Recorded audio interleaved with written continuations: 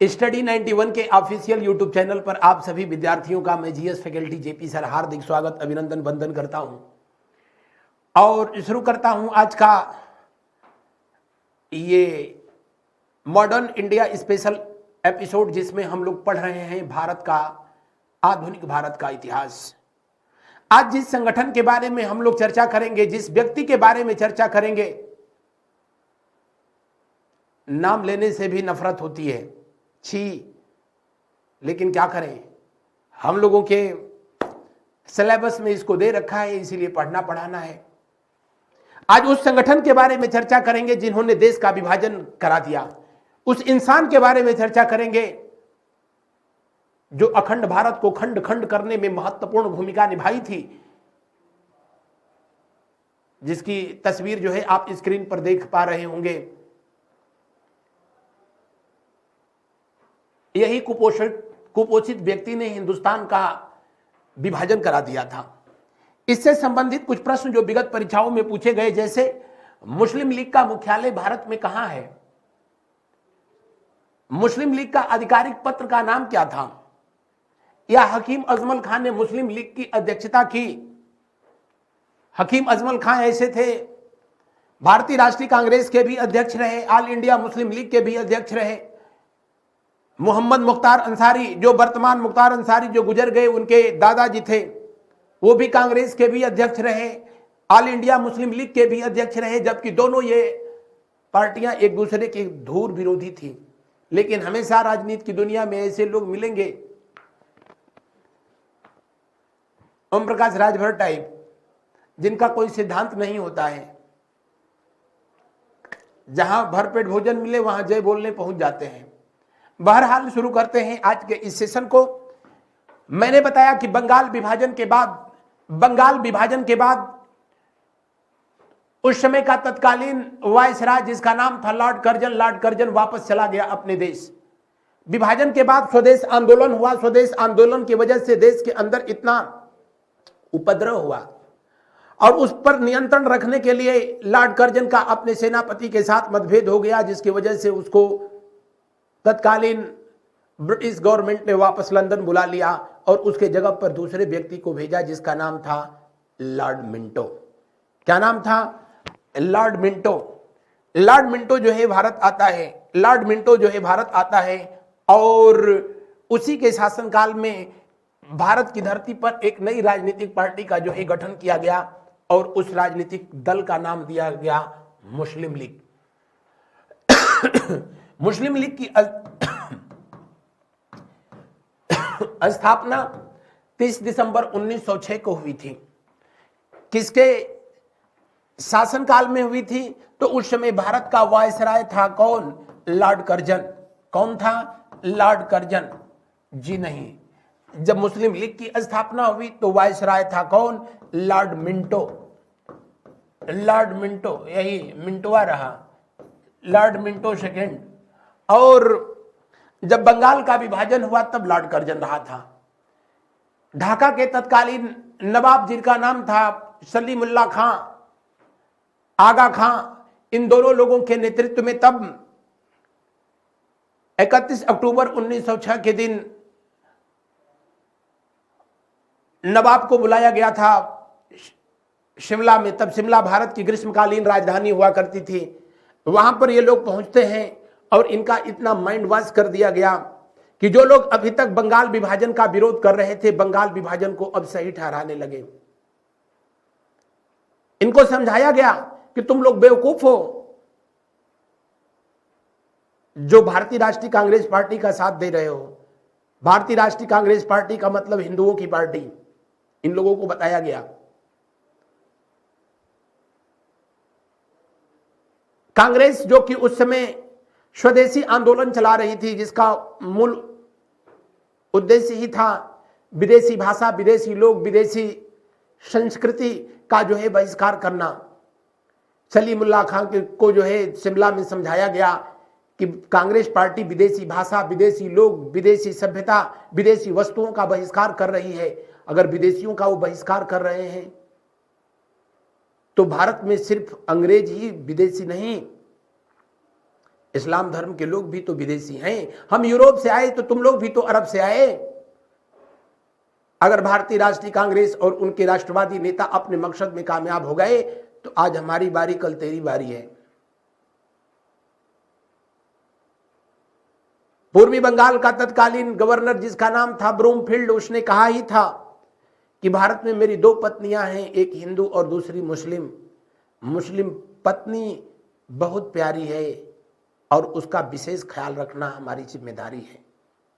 Broomfield के ये शब्द थे, यानी उसका इशारा था कि भारत में लंबे समय तक रहना है तो हिंदू मुस्लिम लोगों को आपस में जो है लड़ाते रहना है, यानी डिवाइड एंड रूल, फूट डालो और राज्य करो। और उसी के मद्देनजर एक राजनीतिक दल की स्थापना होता है और उस राजनीतिक दल को जो है किस नाम से जाना गया? ऑल इंडिया मुस्लिम लीग के नाम से जाना गया। जिसके संस्थापक कौन थे? तो आप कहेंगे कि इसके संस्थापक थे कौन? इसके संस्थापक थे सलीमुल्लाह खां। कौन थे? सलीमुल्लाह खां। सलीमुल्लाह खां इसके जो है फाउंडर मेंबर थे, संस्थापक थे। और अध्यक्ष बनाया गया किसको? आगा खां को। ये भी हर जगह आगा आगा रहते थे। कौन? आगा खां। आगा खां। इसके उपाध्यक्ष बनाए गए कौन? इसके मतलब किसके? ऑल इंडिया मुस्लिम लीग के उपाध्यक्ष बनाए गए कौन? ऑल इंडिया मुस्लिम लीग के उपाध्यक्ष बनाए गए वकार उल मुल्क। वकार उल मुल्क, ये प्यारे प्यारे नाम आपको मिलेंगे। महासचिव बनाया गया किसको?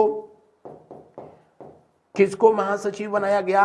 महासचिव बनाया गया, जी हां, महासचिव बनाया गया इन्हीं के भ्राताश्री को, जिनका नाम था मोहसिन उल मुल्क। ये कोषाध्यक्ष भी थे, मोहसिन उल मुल्क। हालांकि आपसे जो है परीक्षा में जो प्रश्न पूछा जाएगा कि ऑल इंडिया मुस्लिम लीग का जो है स्थापना किसने किया था, अगर विकल्प में सलीमुल्लाह खां और आगा खां दोनों रहेंगे तो आप हमेशा जो है सलीमुल्लाह खां को जो है सही करेंगे। अगर जो है सलीमुल्लाह खां नहीं रहेंगे, आगा खां ऑप्शन में रहेंगे, तो फिर इनको जो है सही करेंगे। ऑल इंडिया मुस्लिम लीग वो राजनीतिक दल था जो कि हमेशा भारतीय राष्ट्रीय कांग्रेस का विरोध करता रहा और अंग्रेजों का सहयोग करता रहा। इसका स्थापना हुआ था किस जगह पर? अगर जो है पूछा जाए कि स्थापना हुआ तो आप कहेंगे कि इस राजनीतिक दल की स्थापना हुई थी कहां पर? ढाका में। कहां पर? ढाका। ढाका वो जगह जो कि कभी असम का एक जिला हुआ करता था, बाद में इसे पूर्वी बंगाल में मिला दिया गया। वही पूर्वी बंगाल आज बांग्लादेश है और आज भी राजधानी उसकी ढाका है। माता ढाकेश्वरी देवी के नाम पर ही जो है उस क्षेत्र को ढाका के नाम से जो है जाना जाता था। यानी ऑल इंडिया मुस्लिम लीग या मुस्लिम लीग की स्थापना 1906 में कहां पर हुई थी? ढाका में। किसके द्वारा? सलीमुल्लाह खां के द्वारा। और उस समय वायसराय लॉर्ड मिंटो था। इसका हेडक्वार्टर जो था, इस राजनीतिक दल का हेडक्वार्टर उत्तर प्रदेश की राजधानी सबसे पहले लखनऊ में जो है स्थापित किया गया। कहां पर? लखनऊ में। आज भी हजरतगंज में यह है, जो कि आपके कवर पेज पर पहला प्रश्न ही पूछा था कि ऑल इंडिया मुस्लिम लीग की पहली राजधानी कहां थी? आज भी वो बिल्डिंग है, लखनऊ। और दूसरी राजधानी बनाई गई कहां पर? लंदन में। अंग्रेजों के सहयोग से जो है स्थापित किया गया था। इस राजनीतिक दल का जो आधिकारिक समाचार पत्र था, उस समाचार पत्र का नाम था डॉन। क्या नाम था? डॉन। ठीक वैसे ही जैसे भारतीय राष्ट्रीय कांग्रेस के समाचार पत्र का नाम नेशनल हेराल्ड, जिसको कि पंडित जवाहरलाल नेहरू के द्वारा जो है शुरू किया गया था, वैसे ही ऑल इंडिया मुस्लिम लीग के समाचार पत्र का नाम था क्या? डॉन। आज भी पाकिस्तान में यह समाचार पत्र जो है प्रकाशित होता है। आपसे पूछा जाए ऑल इंडिया मुस्लिम लीग जो है कब समाप्त कर दी गई, तो आप कहेंगे कि इसे 15 दिसंबर वर्ष 1947 को, यानी आजादी के बाद जो है इसको भंग कर दिया गया, समाप्त कर दिया गया। क्योंकि ऑल इंडिया मुस्लिम लीग का जो है बस उद्देश्य ही था अंग्रेजों का समर्थन करना और भारतीय राष्ट्रीय कांग्रेस का विरोध करना। आगे चल करके इस राजनीतिक दल ने एक अलग देश की मांग रटने लगा और मोहम्मद अली जिन्ना और कुछ भारतीय कांग्रेसी नेताओं की भी जो है गद्दारी थी, जिसकी वजह से देश का जो है बंटवारा हो गया, विभाजन हो गया। बहरहाल 1947 में ये राजनीतिक दल जो है समाप्त हो गया था। भारतीय राष्ट्रीय कांग्रेस को भी भारत में समाप्त करने का जो है सलाह दिया था। किसने? महात्मा गांधी ने। महात्मा गांधी ने भी आजादी के बाद भारतीय राष्ट्रीय कांग्रेस को समाप्त कर देने का सलाह दिया था, लेकिन ऐसा नहीं हुआ। हालांकि महात्मा गांधी के सपने को अब कोई दूसरा गांधी है जो साकार कर रहे हैं। मैं नाम नहीं लूंगा, नहीं तो समझ जाएंगे राहुल गांधी की मैं बात कर रहा हूं। ऐसी बात नहीं है। ऑल इंडिया मुस्लिम लीग के अलावा भी कुछ ऐसे जो है हालात हुए। हालांकि उससे पहले ही ये घटना हुई आपका बंगाल में मुस्लिम लीग के विरुद्ध अहरार आंदोलन। ये कब शुरू किया गया था? ये 1906 में ही शुरू हुआ। किसके द्वारा शुरू किया गया? तो इसके नेतृत्वकर्ता कौन थे? तो आप कहेंगे इसके नेतृत्वकर्ता मौलाना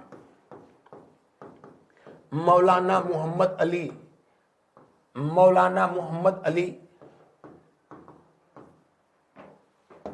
हकीम अजमल खां, जिनके जन्मदिन को भारत में यूनानी चिकित्सा दिवस के रूप में मनाया जाता है। चिराग अली,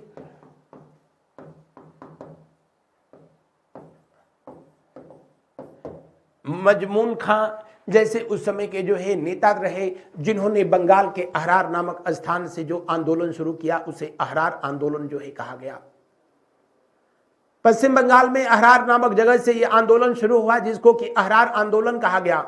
और इसका मूल उद्देश्य था क्या? ऑल इंडिया मुस्लिम लीग का जो है विरोध करना और बंगाल विभाजन का विरोध करना, भारतीय राष्ट्रीय कांग्रेस का समर्थन करना। ये अचानक क्यों हो गया?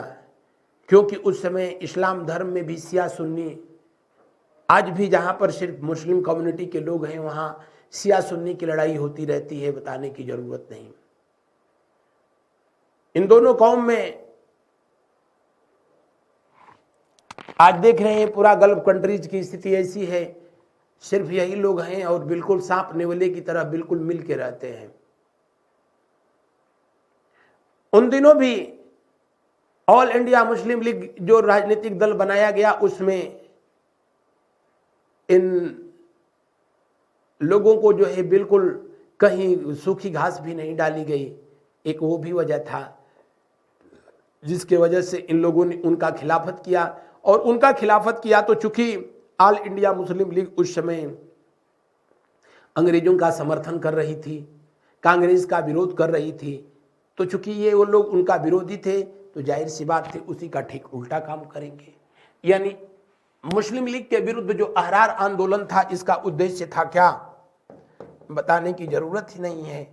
ऑल इंडिया मुस्लिम लीग का, मुस्लिम लीग व बंगाल विभाजन का विरोध करना, बंगाल विभाजन का विरोध करना, इनका जो है ये मूल उद्देश्य रहा था। इनका मूल उद्देश्य यही रहा था। अहरार आंदोलन हालांकि बहुत लंबा जो है नहीं चला, लेकिन उस समय जिन लोगों से ऐसी कोई उम्मीद नहीं थी उन लोगों ने ऐसा कुछ किया, तो ये बहुत बड़ी बात थी।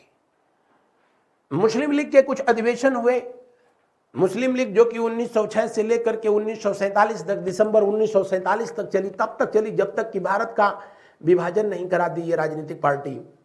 इसका पहला अधिवेशन जो हुआ था 1907 में कराची में हुआ था। कहां पर?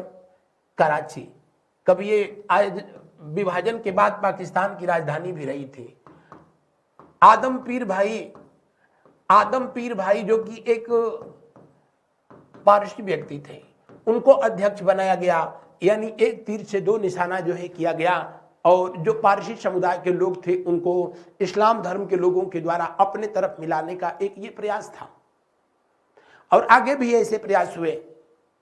पढ़ाऊंगा 1940 का अधिवेशन जब ऑल इंडिया मुस्लिम लीग का, तो बताऊंगा कि 23 मार्च जो कि राजगुरु भगत सिंह सुखदेव का शहादत दिवस था,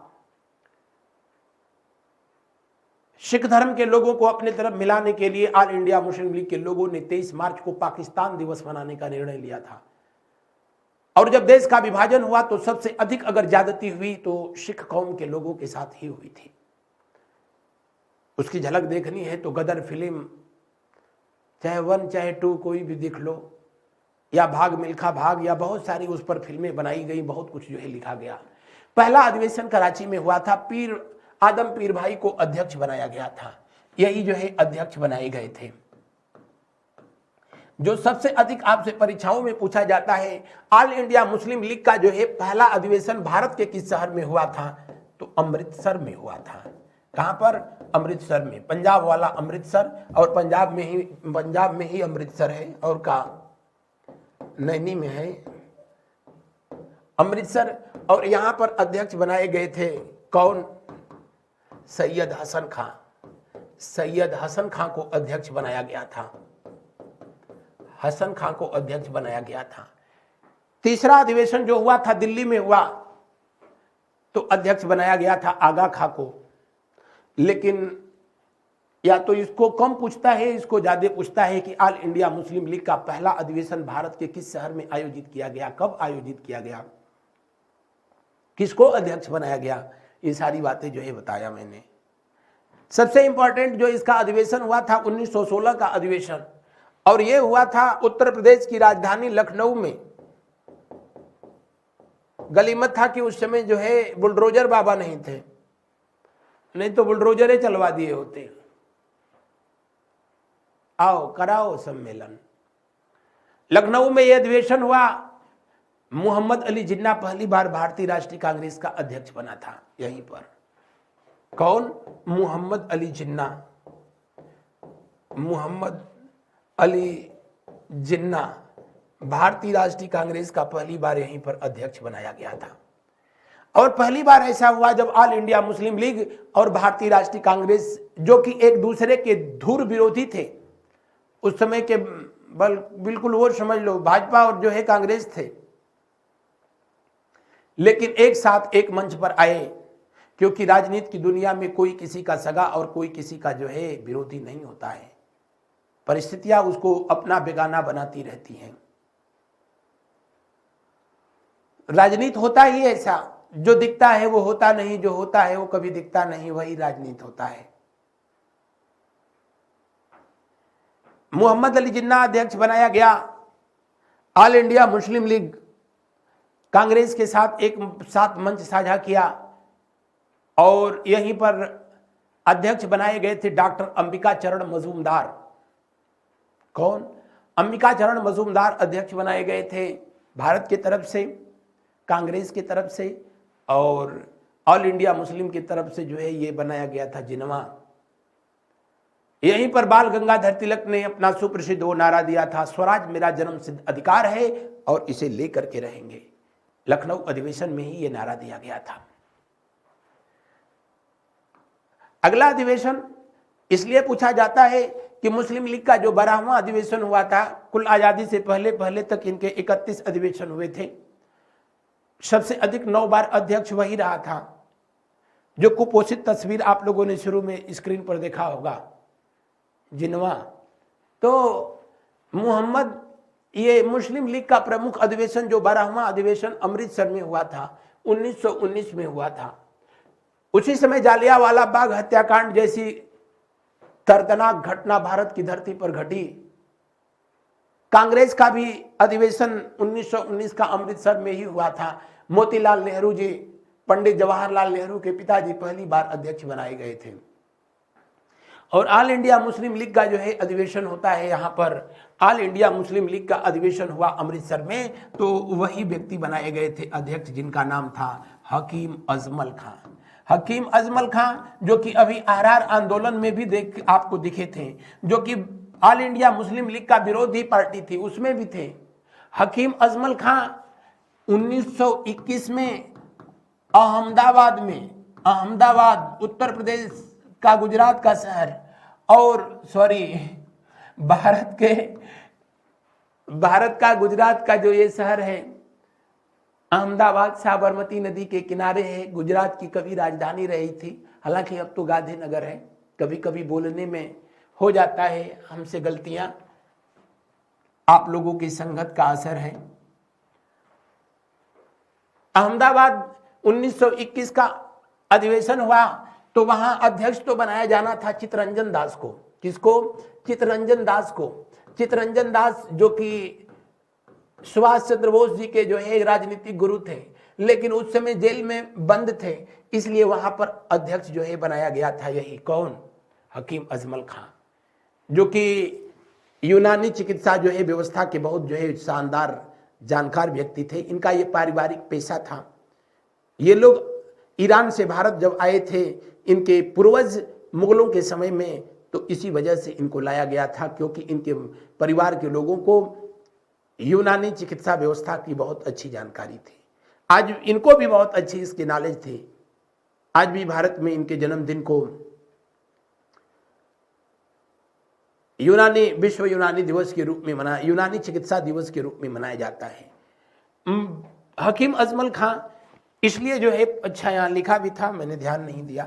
हकीम अजमल खां इसलिए आपसे पूछा जाता है, वो पहला भारतीय व्यक्ति जो भारतीय राष्ट्रीय कांग्रेस और ऑल इंडिया मुस्लिम लीग दोनों की अध्यक्षता किया, वो महानुभाव थे हकीम अजमल खां। अमृतसर अधिवेशन 1919 में उन्होंने ऑल इंडिया मुस्लिम लीग की अध्यक्षता की, जबकि 1921 के अहमदाबाद अधिवेशन में उन्होंने भारतीय राष्ट्रीय कांग्रेस की अध्यक्षता की, तब जब चित्तरंजन दास जेल में बंद थे। इसलिए सबसे विशेष बात यह रही कि जो 1919 का अमृतसर अधिवेशन हुआ था ऑल इंडिया मुस्लिम लीग का, उसी अधिवेशन में बकरीद के अवसर पर गौ हत्या निषेध का प्रस्ताव पारित किया गया कि बकरीद के मौके पर गायों की हत्या जो है नहीं की जाएगी। प्रस्ताव पारित जरूर किया गया, हालांकि ऐसा जो है कुछ किया गया नहीं था। बस एक मिनट,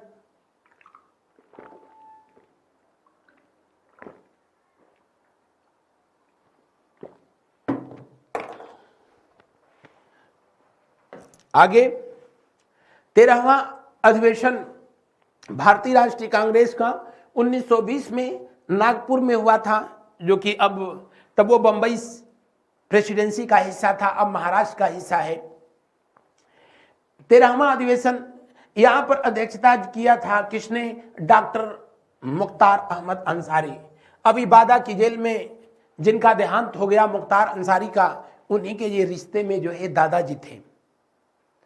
इनके नाम पर आज भी गाजीपुर जिले का जो सदर हॉस्पिटल है, आज भी उसका नाम डॉक्टर मुख्तार अहमद अंसारी जिला अस्पताल है। ये भी वही महानुभाव थे। इनको भी मौका मिल जाए तो ऑल इंडिया मुस्लिम लीग का भी रथ हाँकते थे और भारतीय राष्ट्रीय कांग्रेस का भी जो है रथ हाँकते थे। राजनीति में भी कुछ लोग ऐसे होते हैं, जैसे शादी विवाह के मौके पर देखते हो कुछ लोग ऐसे होते हैं, रामलाल की शादी है कि श्यामलाल की शादी है उससे मतलब नहीं है, उनको डीजे पर डांस करने से मतलब है। तो ये लोग वही वाले थे। ये दूसरे ऐसे भारतीय थे जो कि ऑल इंडिया मुस्लिम लीग की भी अध्यक्षता किए और भारतीय राष्ट्रीय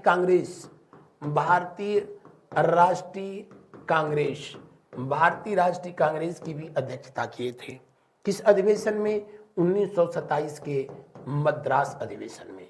1927 के मद्रास अधिवेशन में इन्होंने जो है अध्यक्षता किया था। तो दूसरे ऐसे भारतीय जो कि ऑल इंडिया मुस्लिम लीग और भारतीय राष्ट्रीय कांग्रेस दोनों की अध्यक्षता किए, वो थे डॉक्टर मुख्तार अहमद अंसारी और पहले जो थे वो थे हकीम अजमल खां। 14वां अधिवेशन 1921 में ही नागपुर में हुआ, तो ऑल इंडिया मुस्लिम लीग का मौलाना हसरत मोहानी जो है अध्यक्ष बनाए गए। हालांकि इन्होंने भारतीय राष्ट्रीय कांग्रेस की अध्यक्षता न की, लेकिन ये भी जो है भारतीय राष्ट्रीय कांग्रेस के सदस्य थे। इंडियन नेशनल कांग्रेस में मौका नहीं मिला अध्यक्षता का, लेकिन यहाँ पर 1921 का जब महात्मा गांधी जी का आंदोलन चल रहा था, असहयोग आंदोलन, जब खिलाफत आंदोलन चल रहा था तो उन दिनों जो है ये नागपुर में ऑल इंडिया मुस्लिम लीग का जो अधिवेशन हुआ उसकी अध्यक्षता किए थे। बढ़ते हैं आगे की तरफ। मुस्लिम लीग के प्रमुख अन्य अधिवेशनों में 21वां मुस्लिम लीग अधिवेशन इलाहाबाद 1930। आजादी से पहले तक जो है 31 या 32 अधिवेशन जो है इनके हुए थे, और 21वां अधिवेशन जो ऑल इंडिया मुस्लिम लीग का हुआ इलाहाबाद में हुआ, अध्यक्ष बनाए गए थे मोहम्मद इकबाल। कौन? मोहम्मद इकबाल, वही मोहम्मद इकबाल जिन्होंने लिखा सारे जहां से अच्छा हिंदुस्तान हमारा, वही मोहम्मद इकबाल जिन्होंने बंग ए दर्रा नामक पुस्तक में इनकलाब मतलब क्रांति, इनकलाब शब्द का जो है उल्लेख किया। हालांकि इनकलाब जिंदाबाद को जो है, इनकलाब जिंदाबाद यानी क्रांति जिंदाबाद को जो है फेमस किया था भगत सिंह, राजगुरु सुखदेव की तिकड़ी ने। सारे जहां से अच्छा हिंदुस्तान हमारा जैसे गीत लिखने और गाने वाले व्यक्ति जब यही इलाहाबाद में 1930 वाला अधिवेशन हुआ, जस्ट राउंड टेबल समिट से पहले, तो इन्होंने सबसे पहले द्विराष्ट्र का सिद्धांत दिया। यानी इन्होंने कहा कि अब जरूरत आ गई है कि हिंदुस्तान में हम मुसलमानों को अपने लिए एक अलग राष्ट्र की मांग करनी चाहिए।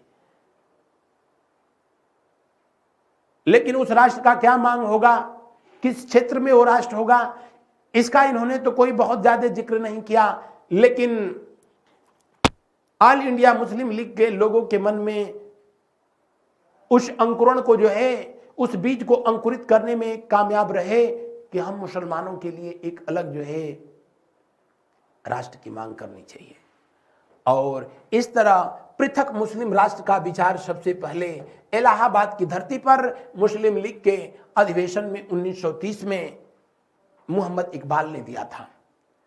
27वां लीग अधिवेशन जो कि ऑल इंडिया मुस्लिम लीग का 27वां अधिवेशन ओवरऑल जो है 1940 का ये अधिवेशन जो कि लाहौर की धरती पर आयोजित किया गया था। कहां पर आयोजित किया गया? लाहौर में। लाहौर जो कि रावी नदी के तट पर स्थित शहर है। विभाजन के बाद जो है पिचासपुरी पाकिस्तान की राजधानी भी रहा था लाहौर। यहां पर अध्यक्षता किया था मोहम्मद अली जिन्ना ने। किसने? मोहम्मद अली जिन्ना ने। और यहां पर द्विराष्ट्र के सिद्धांत का प्रस्ताव को पारित कर दिया गया। यहां विचार दिया गया था इलाहाबाद में और यहां पर पारित कर दिया गया। पारित ही नहीं किया गया, यहीं पर जो है ये अनाउंसमेंट किया गया कि 23 मार्च, कब? 23 मार्च वर्ष 1940 को ये जो है अनाउंसमेंट किया गया कि राजगुरु भगत सिंह सुखदेव के जन्मदिन को राजगुरु भगत सिंह सुखदेव के जन्मदिन को all India Muslim league Pakistan दिवस के रूप में मनाएगी। क्योंकि 1930 से ही हम लोग माने ऑल इंडिया मुस्लिम लीग कह रही है कि भारतीय राष्ट्रीय कांग्रेस 26 जनवरी को 1930 से ही अपना स्वतंत्रता दिवस मनाती है, जिसकी शुरुआत 1929 के लाहौर अधिवेशन से मध्य रात्रि को रावी नदी के तट पर जो है झंडा फहरा करके और किया था। किसने? पंडित जवाहरलाल नेहरू के द्वारा अनाउंसमेंट किया गया। इसीलिए ऑल इंडिया मुस्लिम लीग ने लाहौर का चयन किया और 10 साल बाद इन्होंने ये अनाउंसमेंट किया कि हम राजगुरु भगत सिंह सुखदेव के जन्मदिन को पाकिस्तान दिवस जो है मनाएंगे। पाकिस्तान शब्द का सबसे पहले यहीं पर इस्तेमाल जो है मुस्लिम लीग के अधिवेशन में किया गया था। वैसे तो पाकिस्तान शब्द जो है सबसे पहले रहमत अली चौधरी ने दिया था। रहमत अली चौधरी जो कि उन दिनों ब्रिटेन में रह करके पढ़ने वाला जो है ये छात्र था और इसने पाकिस्तान शब्द जो है गढ़ा पंजाब का प, अफगानिस्तान का आ, कश्मीर का क, सिंध का स और बलूचिस्तान से तान शब्द जोड़ करके उसने पाकिस्तान शब्द जो है गढ़ा था। यानी पंजाब से पी, अफगानिस्तान से ए, कश्मीर से के, आई इस्लामाबाद और एस से सिंध और बलूचिस्तान से तान शब्द लेकर के उसने पाकिस्तान शब्द बनाया। जिसका मतलब होता है पाक भूमि, पवित्र भूमि, लेकिन हकीकत में पाकिस्तान क्या हो गया। अब तो रहमत अली चौधरी भी देख रहा होगा तो सोच रहा होगा कि मजाक मजाक में बहुत बड़ी गलती हो गई थी। बहरहाल पाकिस्तान शब्द का उल्लेख जो है सबसे पहले इसी ने किया था, और इसने एक लेख लिखा था उन दिनों, लंदन टाइम्स अखबार में जो है छपा था, जिसका नाम था नाउ एंड नेवर। उसी में सबसे पहले 1933 में उसने पाकिस्तान शब्द का उल्लेख किया था। और ऑल इंडिया मुस्लिम लीग के 1940 के अधिवेशन में पाकिस्तान शब्द जो है इस्तेमाल किया गया कि हम मुस्लिम लोगों के लिए एक अलग देश पाकिस्तान जो है उसका निर्माण कराया जाएगा, पाकिस्तान की मांग की जाएगी। सिख धर्म के लोगों को अपने साथ मिलाने के लिए राजगुरु भगत सिंह सुखदेव के शहादत दिवस को इन लोगों ने चुना कि 23 मार्च को पाकिस्तान दिवस मनाया जाएगा। सिख धर्म के लोगों को अपने साथ मिलाने के लिए। लेकिन जब देश का विभाजन हो गया तो सबसे ज्यादा ज्यादती भी हुई, धन धर्म हर चीज लूटा गया, सबसे ज्यादा जो है अमानवीय व्यवहार हुआ तो सिख धर्म के लोगों के साथ ही हुआ था। अब 23 जब आजादी मिली उसके बाद से ही 23 मार्च को पाकिस्तान दिवस के नाम पर कोई भी कार्यक्रम सब बंद हो गए थे। 1943 से 1947 के बीच ही 4 साल हुए थे। ऑल इंडिया मुस्लिम लीग का 31वां अधिवेशन 1943 में, जिसकी अध्यक्षता जिन्ना ने किया था। जिन्ना मैंने बताया कि सबसे अधिक 9 बार जो है अध्यक्षता किया था ऑल इंडिया मुस्लिम लीग का, जबकि कांग्रेस में पंडित जवाहरलाल नेहरू सबसे अधिक 4 बार जो है अध्यक्षता किए थे। बांटो और छोड़ो का नारा जो है इसने दिया था। और जब कैबिनेट मिशन का भारत में आगमन हुआ था, कैबिनेट मिशन जब भारत में आया था, कैबिनेट मिशन भी भारत विभाजन के खिलाफ था, तब मोहम्मद अली जिन्ना ने सीधी कार्रवाई दिवस का ऐलान किया, डायरेक्ट एक्शन डे 16 अगस्त 1946 को। तब लाहौर के एक अधिवेशन में कहा था, हमारे पूर्वजों ने हिंदुस्तान में तलवार के दम पर एक साम्राज्य की स्थापना की, हम तलवार के दम पर ही जो है एक अलग राष्ट्र का निर्माण कर लेंगे। और इसने जिहाद का नारा दिया, यानी धर्म युद्ध का नारा दिया, और उसके बाद व्यापक पैमाने पर जो है हिंदू मुस्लिम दंगे हुए। लाखों लोग आजादी से पहले ही मौत के घाट उतार दिए गए। उसी समय महात्मा गांधी ने अपना वो सुप्रसिद्ध नारा दिया था, हिंदू मुस्लिम सिख ईसाई हम आपस में भाई भाई, अब बंद कर दो लड़ाई। लेकिन महात्मा गांधी का कौन सुन रहा था। लेकिन फिर भी उन्होंने अच्छा काम किया नोआखली में। इसीलिए तो लॉर्ड माउंटबेटन ने महात्मा गांधी को वन मैन आर्मी कहा था, वन मैन आर्मी फोर्स कहा था।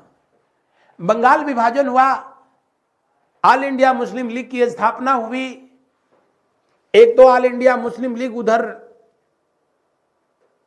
अंग्रेजों का सहयोगी बन गई, बंगाल विभाजन का साथ देने, बंगाल विभाजन का जो है हमदर्द बन गई, और अंग्रेजों के द्वारा आंदोलनों को, भारतीय राष्ट्रीय कांग्रेस के आंदोलन या राष्ट्रवादी आंदोलनों को कुचलने के लिए तमाम जो है वो हथकंडे अपनाए गए, जिसके विरोध में कांग्रेस में 1906 में कलकत्ता के अधिवेशन में कुछ युवा क्रांतिकारियों के द्वारा टिट फॉर टैट, दुष्ट के साथ दुष्टता का व्यवहार करो का नारा लगाया गया। हालांकि दादा भाई नेरोजी के अध्यक्ष बन जाने की वजह से कांग्रेस का विभाजन बच तो गया जरूर, लेकिन 1907 का जब अधिवेशन सूरत में हुआ तो कांग्रेस के विभाजन को रोका नहीं जा सका। उसके लिए भी बंगाल विभाजन जो है जिम्मेदार था। 1907 की यह घटना, सूरत में वो अधिवेशन हुआ था और कांग्रेस का जो है विभाजन हुआ। कांग्रेस जो है 2 दलों में टूट गई, एक बना नरम दल और दूसरा कौन था, गरम दल। नरम दल और गरम दल। नरम दल के प्रमुख नेता थे कौन, तो आप कहेंगे इसके प्रमुख नेता थे दादा भाई नेरोजी, दादा भाई नेहरूजी, फिरोज शाह मेहता, फिरोज शाह मेहता, मदन मोहन मालवीय, ट्रिपल एम, मदन मोहन मालवीय, गोपाल कृष्ण गोखले, गोपाल कृष्ण गोखले इसके जो है प्रमुख नेता थे नरम दल के, यानी जितने बिना दांत वाले थे सभी धरे थे। और जो गरम दल था उसमें प्रमुख नेता थे लाल बाल पाल। लाल का मतलब लाला लाजपत राय, बाल का मतलब बाल गंगाधर तिलक और पाल का मतलब बिपिन चंद्र पाल। ये जो है भारतीय राष्ट्रीय कांग्रेस का पहला विभाजन था और इसके पीछे जो है वजह था बंगाल का विभाजन के दौरान क्रांतिकारी घटनाओं, क्रांतिकारियों के साथ ब्रिटिश गवर्नमेंट का जो है जो बेहुदा व्यवहार था उसकी वजह से कांग्रेस के लोग बेहद आहत थे। खास करके जो युवा उसमें दल था कि आखिर मुट्ठी भर अंग्रेज हिंदुस्तान को जो है अपना गुलाम बनाए हैं तो कहीं ना कहीं हम हिंदुस्तान के लोगों की जो है ये कायरता है। हिंदुस्तानी फौज का इस्तेमाल करके अंग्रेज हिंदुस्तान के लोगों के साथ ही बदसलूकी करते हैं। कांग्रेस के पास इतना पार्टी फंड है कि ये भी अपनी खुद की गवर्नमेंट, खुद की अपनी फौज तैयार करे और ईंट का जवाब पत्थर से दिया जाए। ये बात 1906 के कलकत्ता अधिवेशन में भी उठाया गया था, लेकिन दादा भाई नेहरूजी ने मना कर दिया क्योंकि 1907 में उनको चुनाव लड़ना था। लंदन जाकर के फिर 1907 में चुनाव लड़े थे, हार गए थे और इधर कांग्रेस का विभाजन हो गया था। तो कांग्रेस का पहला विभाजन यहीं पर 1907 में सूरत के अधिवेशन में हुआ था। कांग्रेस का दूसरा विभाजन कहाँ हुआ था आप सब लोग कमेंट करके जो है मुझको बताएंगे। आज की क्लास में बस इतना ही, अगले क्लास में मैं मिलूंगा तो फिर जो है आगे इस कहानी को आगे बढ़ाया जाएगा। आज बस इतना, थैंक यू सो मच। मिलते हैं अगले दिन अगली क्लास में।